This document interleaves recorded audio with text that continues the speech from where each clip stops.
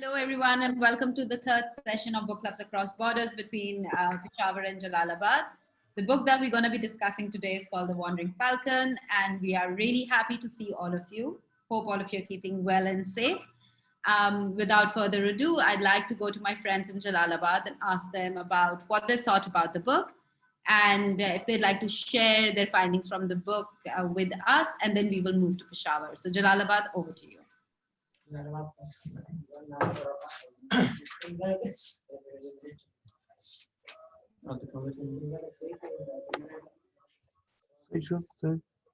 Mask remove. Sim, sim. Sim.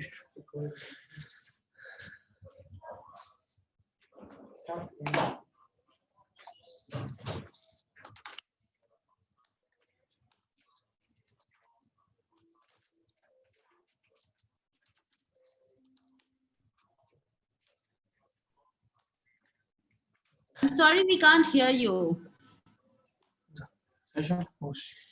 Okay, hello, good afternoon, ladies and gentlemen. I'm very happy and delighted to be part of this platform once again, and of the Beneficial Book Club, right?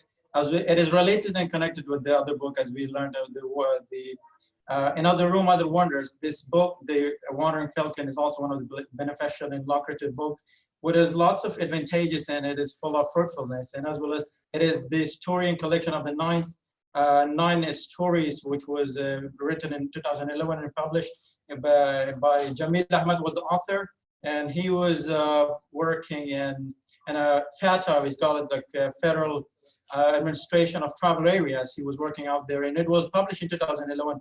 And the book is Wandering Falcon. It is, the collection of it is combined of two words, with wandering, which we say like roaming, and the terms you use in English, roaming, when there is no any kind of destination, and the destination is equivocal and is not transparent. So that is we call wandering.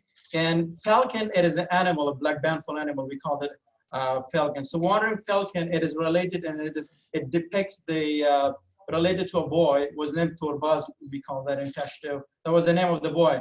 And the story, it's a 9 collection of the 9 stories, which is start from the sense of the mother was the first. The initial story was beginning like that. And it was like, the two women and men, they were, they got married with each other secretly without the permission of their family members. And we use the terms elope, right? When the two parties and the couples, escape and run away from their home, intention to get married or something like that, right? So the woman and woman, they traverse and start traveling and escaping and eloping, fleeing from the places. And they were in a desert which was located in the border of Pakistan, Afghanistan, and Iran. And these borders, they were traversing and traveling. And during the traveling, they faced with a lot of calamitous and catastrophic consequences, with a lot of hardships. The situation, which was very winter, in the winter season, they were facing with the tornadoes and with the sandstorms, right? So at that time, the 3 consecutive days they were traveling with the camels and the husband and wife, right? And suddenly, after 3 days, and abruptly they came across with the fort of the military troops, where there was a camp, the military troops, and they approached there. So as they approach and get there and arrive there, so the colonel, the military troops, lieutenants, they asked the travelers and with the camels, the man and woman, asked if they need anything and they require anything. They responded that we require some water. They offered and gave them some water. So after that, they said that I want you to shelter me and give me the house we're living here. But they said that's not feasible. That's not possible. We cannot shelter you and accommodate you. But they just further urged the colonel and the lieutenant to give them, shelters and house for a few days. So after the decision, the colonel accepted and gave them the shelters and the house for a few days. So there was a few meters away from there was a walled and ancient room which was built in World War II. So they will start living there, and the numbers of there that they lived out there and resided out there, that was about 5 years they lived out there. And during the 5 years, the man, the husband of the girl, was fetching the water for the military troops, or bringing water from the spring every day. He was going with the camel to bring water for troops, and as well as for the wife, and as well as the wife was working and doing some chores, right? So, and during the 5 years, the woman had a baby as well, gave a birth to the baby. So after 5 years, the colonel and the head of the military troops and gave them a warning, a kind of a threat to tell them that you guys should leave anymore and you cannot stay and dwell here anymore. So they just collected and they collected their equipments and luggages to start traveling once again. But according to based on their plan that they had before, so the husband killed his wife as they planned, because they were the tribals, the dads of the in-laws was in the back behind of that. They were searching and investigating to find them, and as they killed as a plan, killed his wife. And after that, the woman was stoned as a punishment of adultery, as it is, in Islamic Sharia law, it is like, the punishment is stoning. So it's stoned. So the dad and the parents of the small boy got killed, and they kicked the bucket and bite the dust. But the man, which was, the name Sturbaz, was lifted and there with the camel, and other travelers, they went away. So he was alone in a big desert, right? He was alone. And after a while, there was other travelers with the camels they came across, and they were traveling and traversing. So they found the boy in a desert with the camel. They adopted the boy and took the boy with themselves, and they raised the boy. So all the 9 stories. After that, the Torbaz was raised when grew up with the Pashtun tribes and ethnicity, and he was facing with lots of hardship and problems and adversities. So the base, which I'm not going to go to detail with giving you the 9 stories because of the lack of time, but I'm telling you what it depicts, right? What it demonstrates, these 9 stories.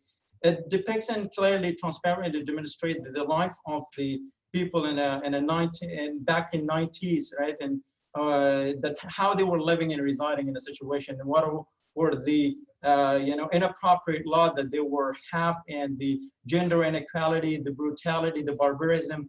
This is how brutality reached victimization. They were truly terrorized, molested. The girl molested, and they were brutally, as we know, the situation in the 90s, especially in Afghanistan and Pakistan, they have the same cultures, right? There is the cultures are same. So they have the cultures of forcing the daughter to marry a person who is the same one of her father. You call it cradle, or they are we call it sugar daddy.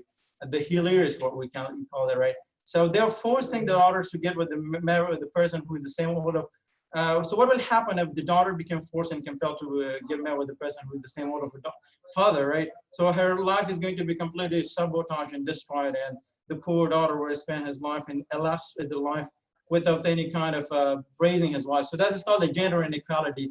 There was gender inequality back in 90s in the Pakistan, in the border of Afghanistan, in the desert life, right? So there was a completely no rights for women, no rights for education, nothing. And nobody could raise their voices that such things happens to me, or they could not defend their rights. So that was the main points. And as well as there was the harsh reality of the desert life, as we know, and there is no any kind of convenient, or there is no any facility in the desert life. So they were basically had a life which was very poor life, and they were not quite affluent and well off. They were not loaded. They could not even afford and tolerate a very paltry amount of money. They had a few staffs of the home and the material, that they were just living their life commonly without any living a luxurious life. So the life of the desert, that was very, very poor life, and a very harsh reality that nobody could bear that up and tolerate that. And as well as the injustice of the cultures, as we know that the cultures, it is truly disgusting and sucks, right? That a culture which is not even Islamic culture, that is not even mentioned in Islam, or they were just stereotyping, generalization, going to generalization, and just trying to copy the name of Islam that is not even Islam. Say that they are the very inappropriate and a very vicious cultures, which is not even Islamic cultures, right? That was implemented at that time, and even implemented at this time. As we connected with the modern era and the era of third world, right? During the 90s, they were the same area. They were injustice cultures, among the the Pashtun tribes, especially in the Pashtun tribes. They were injustice of the cultures. So the cultures of should be portrayed, right? Should be portrayed in a very bad way, in a vicious way, which was very we call that tedious, right? And extreme, the condition and behavior, that was conditioned behavior of the people. They were not treated the people in a constructive manner. That was very, they were treated people in a manner that was very quite unbearable, and they could not unbear it. So the extreme, that was, the families or the boss of the family, they were in a high position, so they could not treat the people as they were like, they were just ruling and invading the people, and they were just doing the act of the bossy. And later, Torbaz, as you know, the main character, he was the main character in this book, in the Wandering Falcon. He was just, experienced, and as well as he experienced some kind of a hatred, as well the love. What was the love? The love was in the book, which was mentioned, right? He was, the people was hospitable, right? He, welcomed them and provide them some kind of different kinds of sort of foods.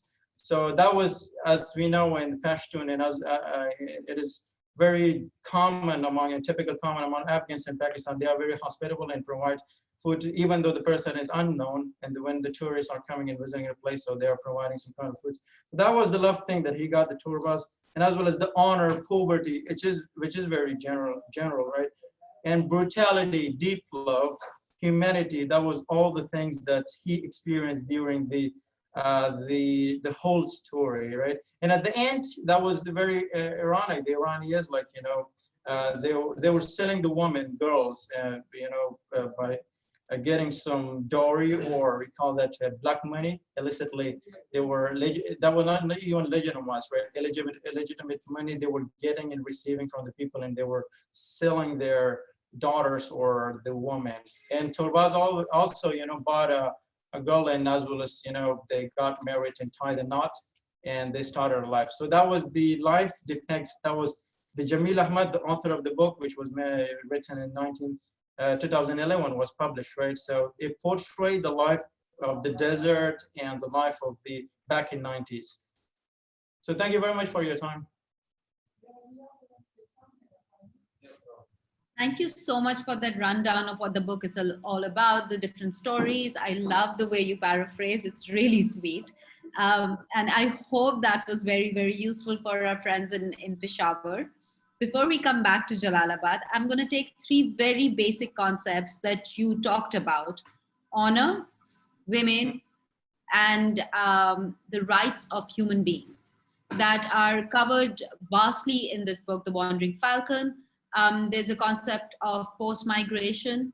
There is the lack of opportunities for people who are crossing the borders, the ambiguous line between the borders, and what it means. And a lot of times, this is a concept that we all are aware of, that the borders between Pakistan and Afghanistan, and even the borders between Pakistan, Afghanistan, and Iran, are soft borders and usually not recognized by the people. And that does create certain problems, especially lack of awareness amongst the people as they're crossing over, which causes further problems as we go down. So I'm going to take these concepts and I'm going to move to Peshawar, because Peshawar and Jalalabad both are on the borders of Pakistan and Afghanistan and share a lot of similarities in cultures. So a lot of concepts that Jamil Ahmed talks about in this book, even though his book is focused in Balochistan, it still has a remnants of Peshawar or the Khyber Pakhtunkhwa region and Afghanistan. So let's take the concept, one concept at a time, and let's talk about the role of women in society, the connection between honor and women in these regions, and let's see what we have from our friends in Peshawar, taking these concepts as have been explained by Jamil Ahmed, and the remnants of the same concepts that we find in our society. Peshawar, over to you. So let's talk about women, their role, and society in our country at large, in Peshawar in particular, and in the context of the Wandering Falcon.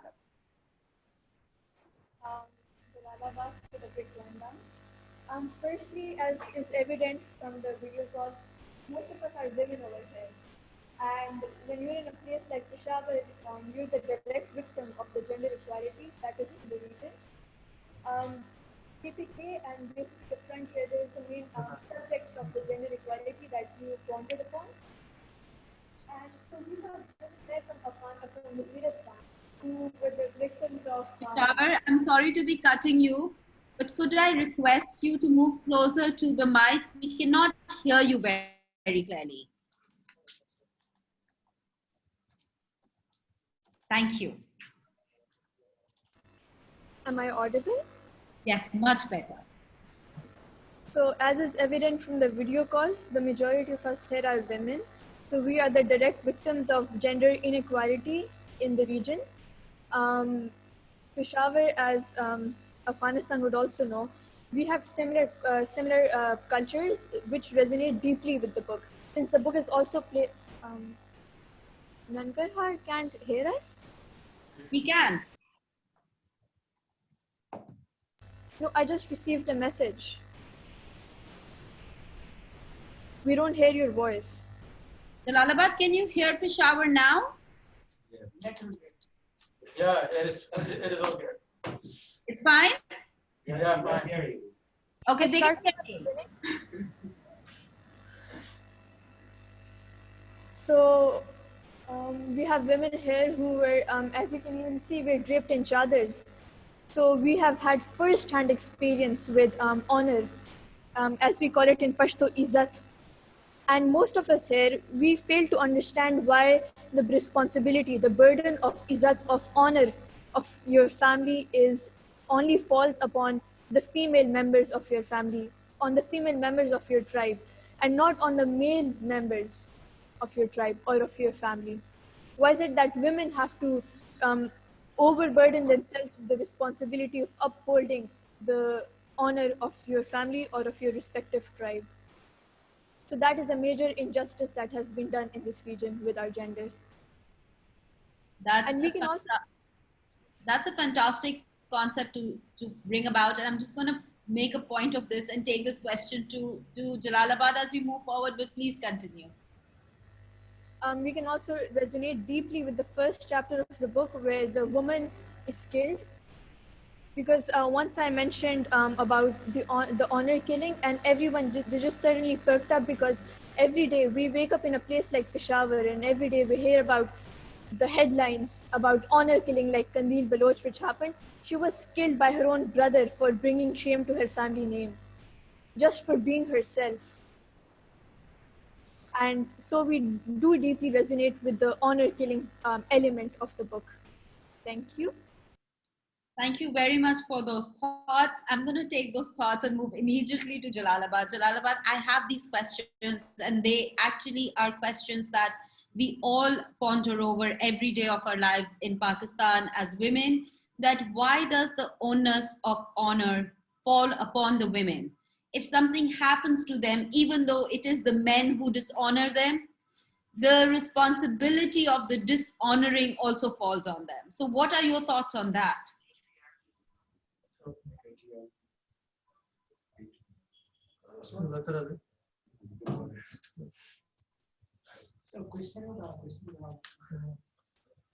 Hello. Okay. Hello, ma'am. I hope you're all doing good. We couldn't hear you. We couldn't get the question. Could you please repeat that? Sure. So, like Peshawar so rightly mentioned, that in our social structure, the responsibility of honor falls on the women, even though it is the men who bring dishonor by dishonoring the women, but still the responsibility of honor falls on them. So, what is the logic behind this, and how can we change this mindset? Okay, thank you very much for for such a good question. Before I come to my answer, let me just be clear about what I learned from the book. Mm, we always don't come here just to say what we read from the books, because if we just represent and talk the way like we have learned this, we will end up talking less. So I have learned a few words from this book. I'm gonna tell that to you. The first is rebuff, it means reject. The second is discernible, it means visible.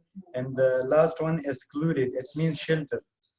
Okay, after this, I'm gonna come to your question. Uh, Actually, I have listed some points here about women in Pashtun culture, Pashtun society.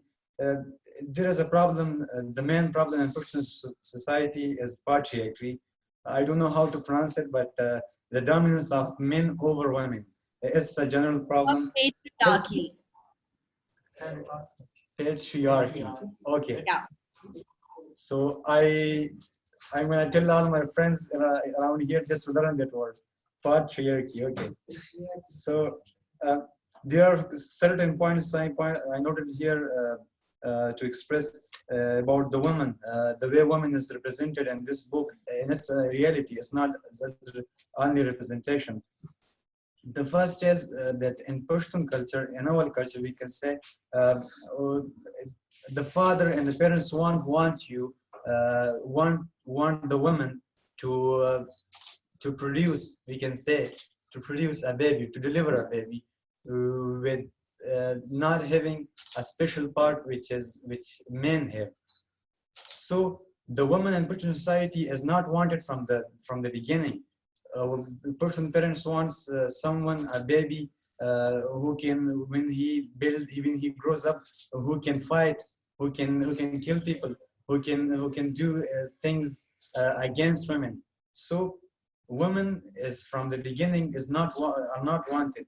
The second point is when she grows up, we consequently try to punish her mentally and physically, to stop educating herself, to stop even looking at male uh, aspect of the society, while the men will be doing affairs, they will be partying, they will be having smokes, drinks, while the woman, even if she looks at a boy, she will get punished.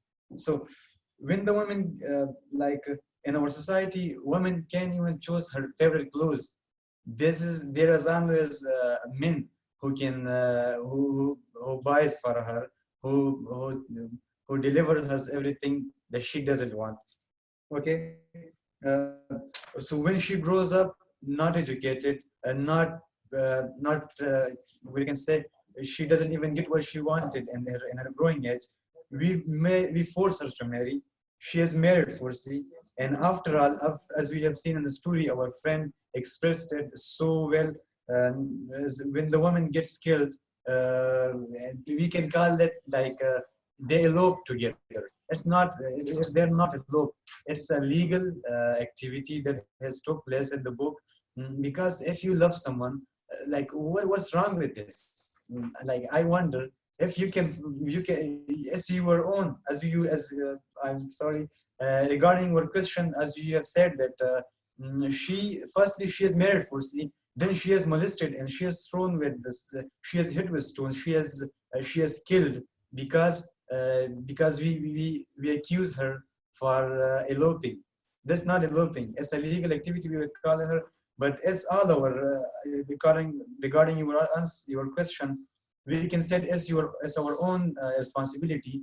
We punish her from the childhood. So why would she not uh, run away with someone who loves? Because if you punish someone so hard mentally from the beginning, from the childhood, so that person mentally, if she is a man, or if she is a girl or a man, she would probably look for someone who can love her, who can give something she wants.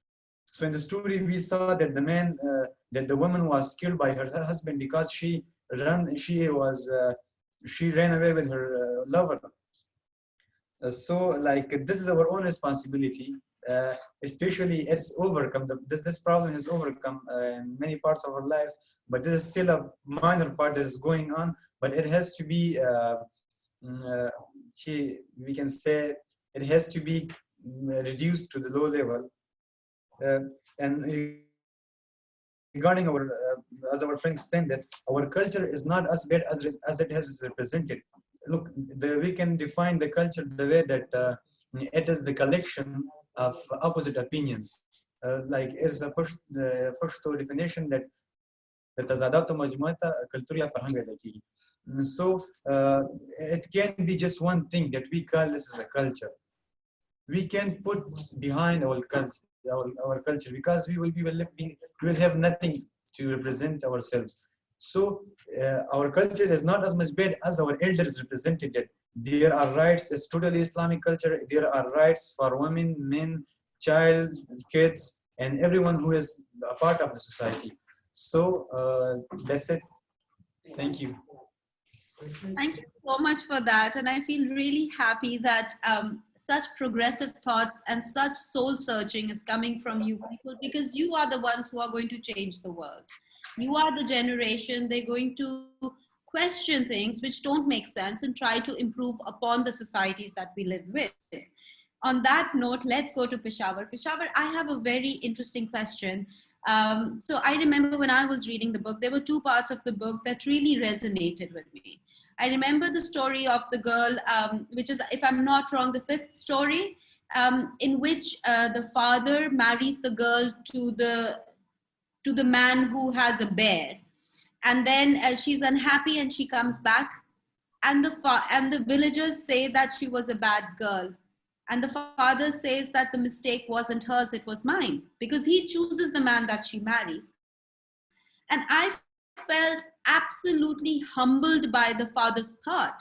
And I said to myself, if more fathers think like this, then the forced marriages will come down automatically. As women, when you were reading this book and when you came across this particular part where the father is reflecting upon his decision to get his daughter married, which ends up being a huge disaster, and taking responsibility of that, how did that make you feel? And what do you think this says about our society?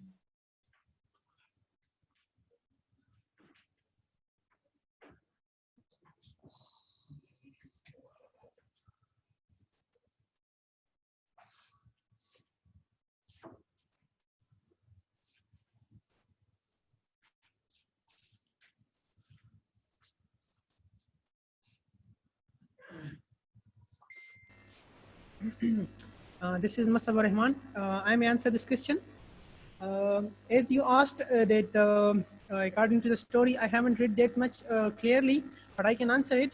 That when she was claimed that she is not a good woman, and her father said that it's not her fault, it's my fault. So actually, this is the base of development. That how our parents do our development. If you see the psychological point of view, we can answer it that mainly the focus of children in our development, it's been mainly based on the parents, a mother and father, that how they develop these children. And later on, they will know that what is going on with their behavior. If they develop that child, if they develop that child properly, there will be no mistake. There will be no assumptions, bad assumptions about that girl. This is the good. This is the point of a good father, that he is taking her fault on his own, just because he's saying that it's not her fault, it's my fault, because I haven't developed her that much right as its own. So if I might interrupt you over there, the story goes, and I will give you a quick summary of what that story is, the one that I'm talking about. There is a man, he's a cleric, and he's a very good human being. He's a good Muslim. And he has daughters, and his eldest daughter is of marriageable age. So what he does is he arranges a man that she would marry. He gets the bride price together, he gets the dowry together, and he marries his daughter to this man who has a bear, thinking that he'll be able to earn well and take care of his daughter. As the story unfolds, we find out that the man that the daughter married is more interested in the bear than his wife. She feels extremely upset and comes back to her father.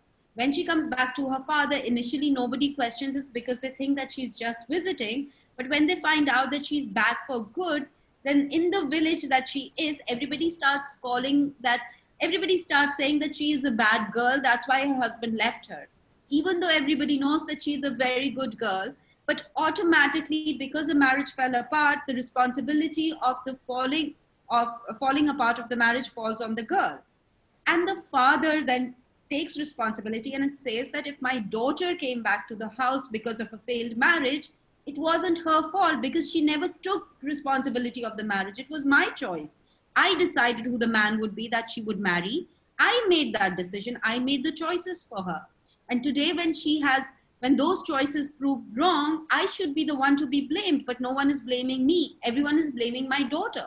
So it talks about the patriarchal system that my friend in Jalalabad so rightly put, that as a society, we are trained to put the blame of everything that goes wrong in terms of honor or in terms of what we connect to honor to our women. So in that context, when I read about this part in which the father is feeling bad for the decision that he took for his daughter, it made me realize that, there is that element, and it made me feel good as a woman that the father is taking responsibility for not letting his daughter choose her life partner. So I just wanted to know what you thought about it. All right, thank you for the explanation. As we know, in a patriarchal society, the decision making is fully dominated by the men. So if the decision making is fully dominated by the men, so why not the responsibility or the consequences of that should also fall on the men? I do not understand this logic. And hearing about the father taking responsibility and caring for his daughter in a way, despite what the people thought. I mean, what people think matters a lot to us in these societies. Even in Pukhto, we have a sentence which is "khalak basawai," which means what will people say. Even in Urdu, we have a similar term called "log kya kahenge," which is the main culprit for destroying many dreams.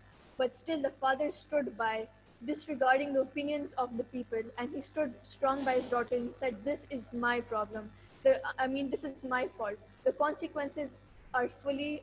I take responsibility for the consequences of this marriage." So, as women, we feel very warmed up towards this fatherly character because fathers should always be a pillar of support for the women. But sometimes in our cultures, the fathers are the culprits um, for our gender inequality. Like Malala Yousafzai's father, he said very beautifully that I did not clip my daughter's wings like most Pashtun men do. So thank you. So thank you for those thoughts, and I love the fact that these thoughts are coming from Peshawar. It really, really warms me because I grew up in Peshawar, and I remember um, having these friends who were so progressive and who believed that empowerment was required for both genders, regardless of whether it was a boy or a girl. Education, rights, freedom, the choices, the power to make choices, the power to make mistakes, and what they teach us should be given equally to both. On that note, let's move to Jalalabad. And because we have boys in Jalalabad, I would love to know what you honestly feel when you listen to these things, when you read about these things that exist predominantly in your society, in your culture.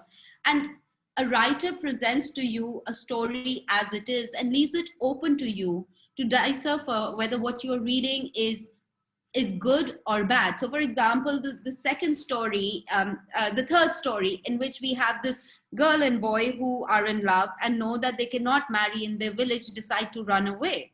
And both of them run away, and they are met by bad people while they are trying to escape.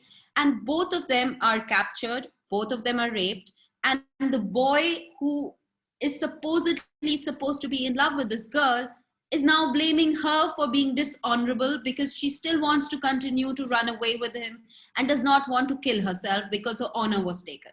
So that is again a very powerful story, and it just leaves us out. And the story ends there. It doesn't give us any right or wrong. It doesn't say, oh, this is what the boy should have done or this is what the girl should have said. So when you read the story as boys, what did you think? If you were the boy who this girl was running away with, would your answer have been similar? And if not, then what could it have been?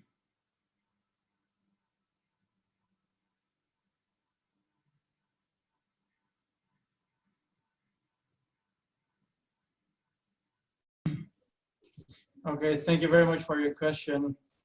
And there is a quotation which said that a guilt or a crime is not a crime unless it is committed by a girl or a woman.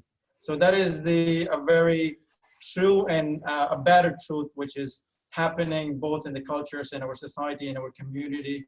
And that is a very better fact, right?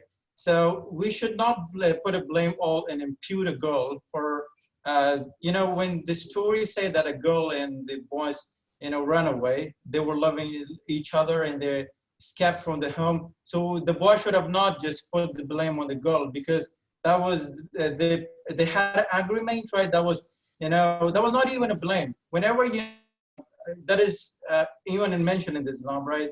That is say that whenever your daughter is marrying to a man, right? You should ask the daughter if she agrees that if she loves the man or not, right? So you cannot, without being us, the girl you don't have the responsibility or accountability to just marry the daughter or your sister to the person that she doesn't like. That is completely, something which is very, I am antithesis and I'm against that, right? That because girls should be independent, right? As boy, they are independent, the girl should be independent as well. When they have a free choice, they are a human being as well. We do not, actually the people, they do not see the girls as a human, and there is gender inequality. There is no any, equal rights that they have. They are deprived of education and everything, right? So in the terms of marriage, in the terms of whatever, in the terms of education, they are absolutely free and independent to decide what father actually have the responsibility, but the actual decision should be taken by the girl.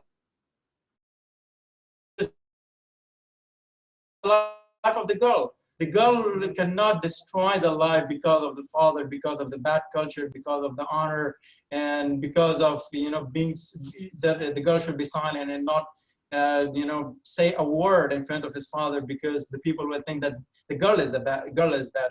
Even though when you go and back to the man, right? They are doing everything in the society. They are dishonoring. They are dishonoring and humiliating the woman in a bad way. They are beating. They are, doing some brutality, but that nobody even say anything about that. Nobody said that it is a sin. Nobody said that it is a crime. Nobody said that this is a very massive guilt that should be noticed and should be eliminated. That is the mindset, the toxic mindset, and the ideology which has been, very general among the people.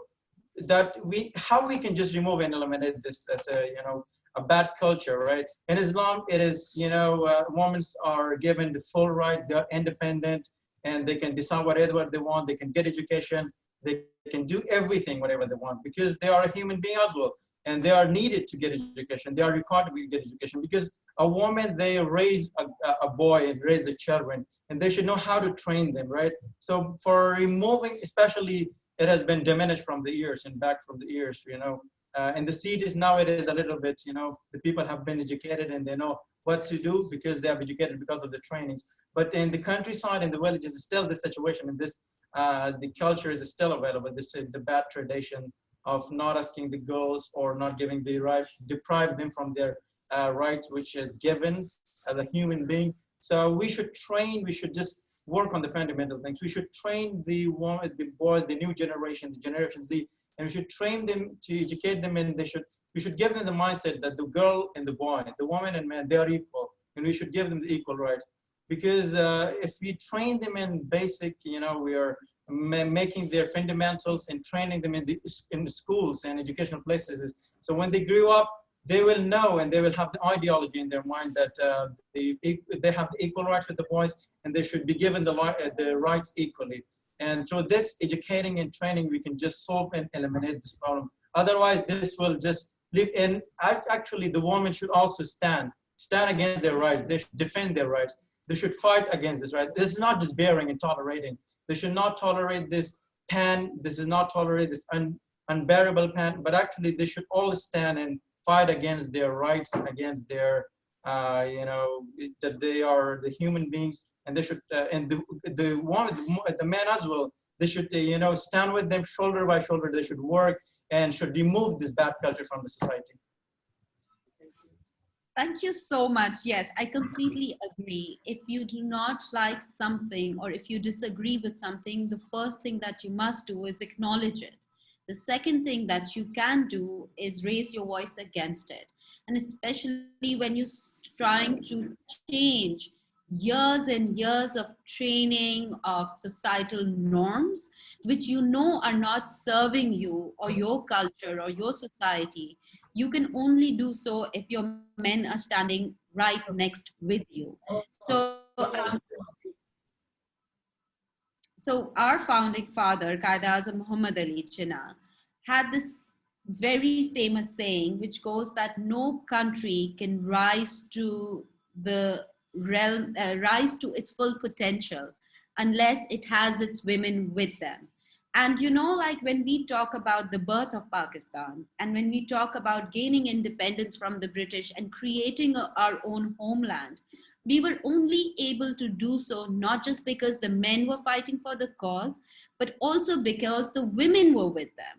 So while there was a Muslim, All India Muslim League main wing, there was an All India Muslim League women's wing, which were fighting right besides the men for the rights of the Muslim. And when we talk about the voting that actually resulted in the creation of the two separate nations, it was the women who also went out and voted. It was their choices that actually resulted in a turnover in the accepted norm of reality. So if we look at our lives, if we look at our countries, and if we talk about progress, if we talk about moving into the 21st century, imagine how is it even possible to do so if we leave 50% of our population behind? That means half of us will move. It's not like we won't be moving ahead as in full throttle. So if we want to progress and move forward, we all have to move forward together. And that can only come when the men who actually directly impact the role of women understand the value of women.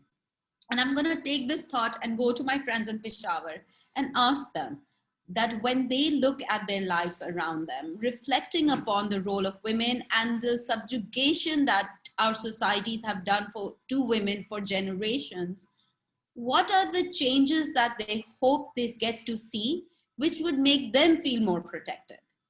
So I want to know, Peshawar, like my question to you is, as women, what are some things that you would like to see change around you, which would empower you? So can we have a moment to translate the question to our fellows? Sure. I'm going to give you a moment to reflect upon this question, and I'm going to take the same question to my friends in Jalalabad and ask you boys, when you look at your current situation, when you look at gender and its inequality as it exists in our society, what do you think are the steps that you can take to empower the women around you and also, you know, like change the dynamics of your society as we live in it? So I'm going to give you both like 5 minutes to reflect upon this and then get back to both of you with your answers. Or if anyone has an answer quick and ready, I'd love to hear it.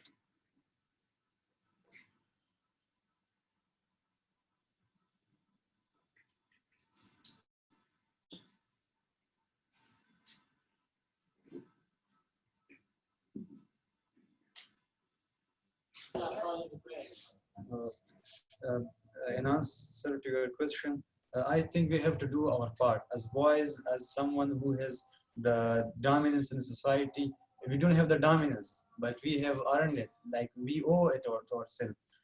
We don't want someone in opposite our gender to rule us. So what we need to do is to start from ourselves. And how we start, this is a question that how we start from ourselves. And it's a big question. Look, we can just say that women have to be, we can say rights has to be given to women. Women have to achieve their rights.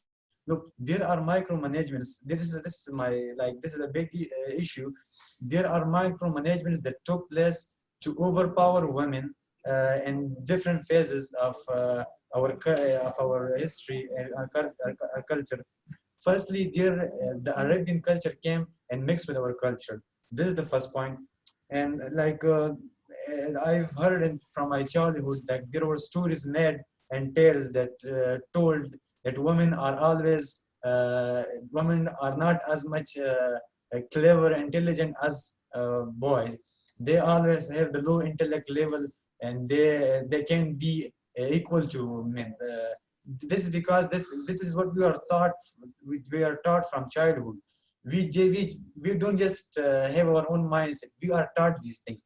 So what we need to do is we have to start teaching our kids, our nephews, nieces, and every single kid we see in streets.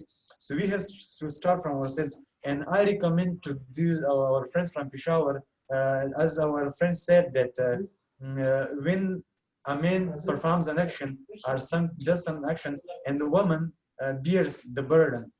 This is not a simple question. I would recommend to them. There is a girl by name of Feroz. She is a good psychologist. I know her. I follow her. I think she is working on a clinic there in Peshawar. If you want to get all these answers, I can just give it to you here because we are short of time. You just go and you can just consult it and discuss these things. Her name is Wagmat Feroz. It's just a recommendation, okay?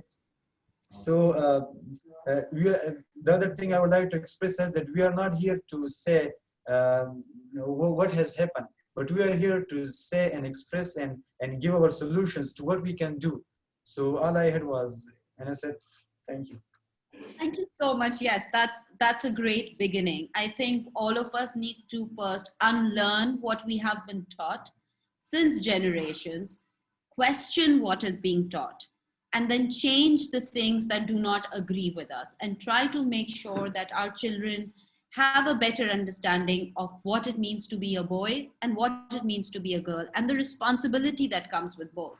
Because unfortunately, in our societies, men are born with more privilege than women. So with that privilege comes great responsibility. And that responsibility for us now is to make sure that we create a safe haven for our girls. I mean, this is a question that we ask in our office every day. I mean, one of my colleagues constantly puts this out there for me, and he's like, what are the things that we can do that would provide safe havens for women so that they can come out? What are the things that can be available in the environment which make women feel safe? So, I mean, that is a great way to start. At least let's start questioning things that we can do, because as responsible citizens, we constantly ask ourselves. So, I mean, I think that's a great way to start. So I think Peshawar is ready, and I am super excited to hear what they have to say. So we'll be speaking in Urdu to express our opinions, and then I can translate, not a problem. we actually do have a translator, so the participation can be encouraged. Excellent. Yes. अस्सलाम वालेकुम, मेरा नाम रेशमा है और मैं वज़ीरिस्तान से ताल्लुक़ रखती हूँ। और हमारे वज़ीरिस्तान में औरतों पर बहुत पाबंदी लगाई होती है, उसे घर से जाने नहीं देते, उसे अपनी मर्ज़ी से वो कुछ नहीं कर सकते ना।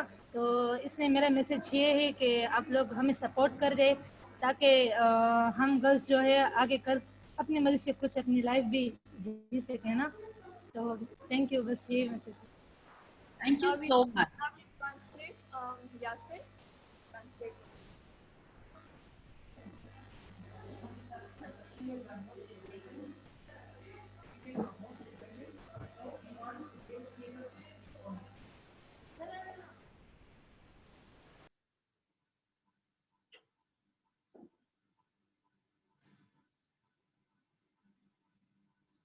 This became a mic.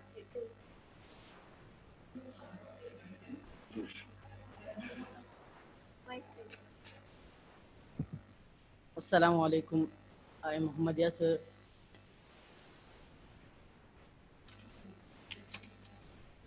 The females are basically saints. Females are mostly abandoned. We should give freedom to them. Thank you.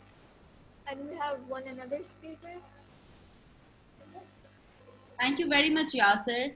I'm just going to wrap up what Yasir said for our friends in Afghanistan. Basically, our colleague from Peshawar talked about, she is a woman from Waziristan, And she spoke about the fact that she as a woman feels completely enclosed in her environment because she is not allowed freedom of movement.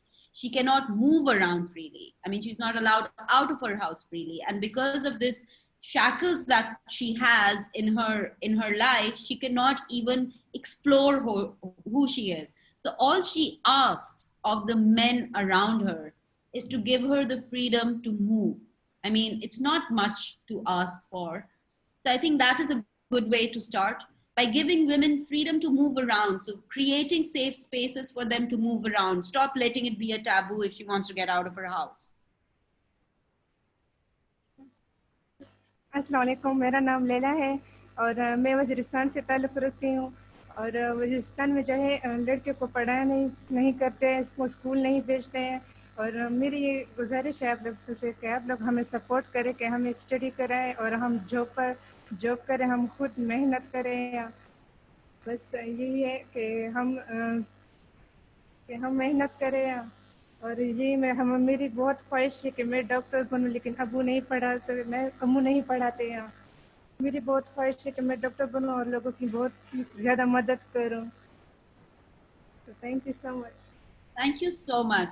So our second friend from Waziristan, she was saying that similar grievances, that unfortunately her society does not permit women to move around. She wants to get better education. Her dream is to become a doctor and serve humanity, but because she is not allowed to go out and study, her father does not support her decision to study, she cannot go out and become a doctor like she dreams of becoming. So what she is requesting is for our society to help improve the lives of these women so they can go out and get educated, go out and experience what it means to be a living, breathing human being. And on that note, I think we have our friend from Jalalabad who'd like to add opinions. Please, Jalalabad, over to you. Assalamu alaikum. Good afternoon. I hope we will be fine, successful, and especially thanks from Sulaiman Safed to give me opportunity. It is a good pleasure for me that I'm studying in academic environment with the academic peoples. I have just short, brief stories about the Jamil, by the name of Jamil, and also the wandering falcon. And I have also have the cough problem. But I want to talk about the self-completed. Abdul Khan was a person, and small and handsome, and also he had 5 hours walking in the mountains. And finally, he stayed with them, and also the weather was not good. And Abdul Khan was have a dust, and also the hater in dust was telling him. But Abdul Khan was in a trouble, and they do not have some people in do not have relatives, and also do not have goals in Jeep. But the images from the book is that we should respect with each other, is also if we have some get respectable with each other. By this case, we make a good relationship and we make a good life.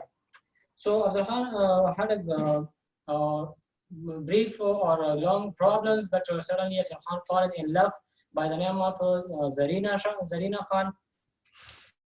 And Abdul Khan told them to stop his life, and also suddenly in the life of Abdul Khan, another person is bring, but they told her that you should return your life, and they told her they take away from another person 3,000 rupees, but they do not have some rupees for their lives, and also they do not have the coffee for coffee, and also for clothes that they buy, and they get married with each other because they have a lot of loves with each other. By this case, someone's rejected their lives and their friends or like Jeep.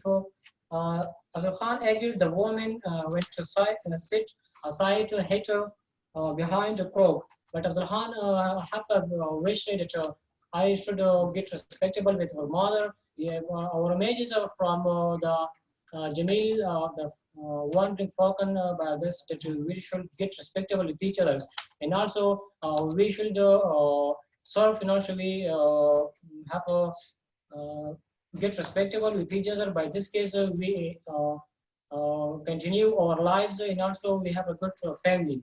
So thank you from you, yes.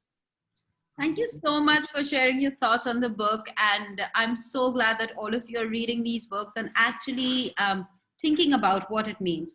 We have one other friend from Peshawar who wants to give her comments.